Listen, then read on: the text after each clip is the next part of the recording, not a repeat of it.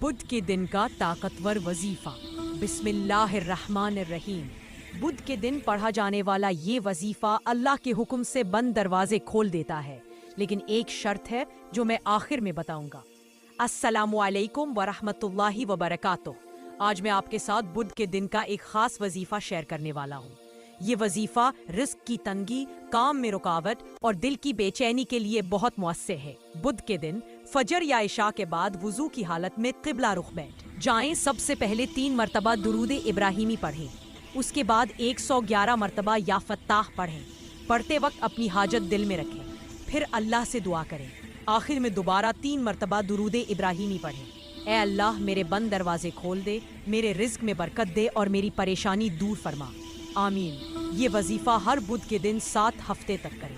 اب وہ شرط سن لیں جو بہت ضروری ہے: حلال رزق، 5 وقت کی نماز اور کسی کا دل نہ توڑنا۔ یاد رکھیں، اللہ دیر کرتا ہے، اندھیر نہیں۔ اگر یہ ویڈیو اچھی لگی ہو تو لائک کریں، کمنٹ میں یا فتاح ضرور لکھیں اور چینل کو سبسکرائب کریں۔